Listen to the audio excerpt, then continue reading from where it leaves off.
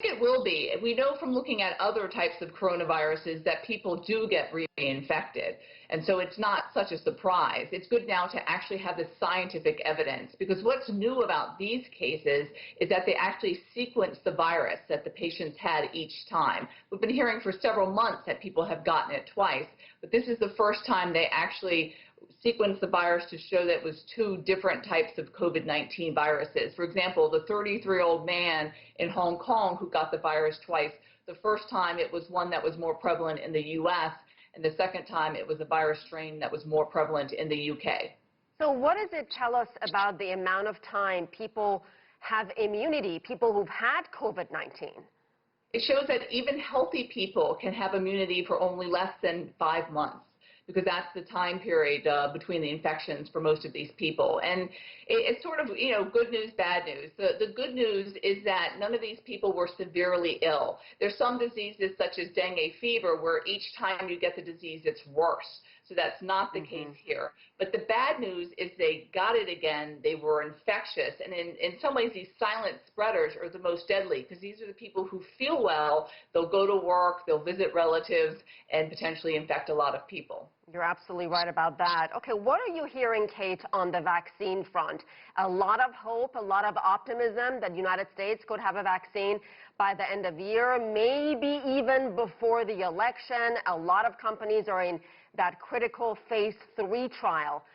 What are you hearing, and are you optimistic we'll have a safe and effective vaccine in a few months? So the big news is that apparently the Trump administration is considering an emergency use authorization of the AstraZeneca Oxford vaccine before the election. And so an FDA spokesman has said that this is not the case. AstraZeneca has said that the White House has not approached them about an emergency use authorization, and that it would be premature to discuss it. So there certainly is a lot of pressure for the administration to release something before the election, but we need to make sure it's been appropriately studied. And is that why Dr. Anthony Fauci has warned against this notion of early emergency use authorization of vaccine? He clearly has the same concerns. Yes, and I think people are torn, because clearly this is a crisis, and we need to move things along faster than they have in the past.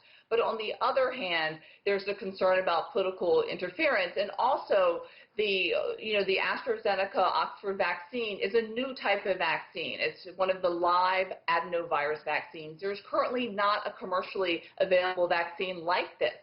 So, even then we're taking risks.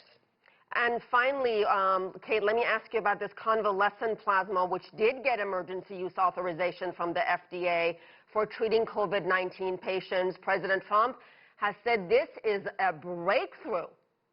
Is it? So it's another controversy, and potentially politics are clouding the science. The evidence is very thin that it's effective, and many people felt that it shouldn't have been approved. In fact, first the FDA did not approve it, and then after pressure from the administration, it did approve the emergency authorization.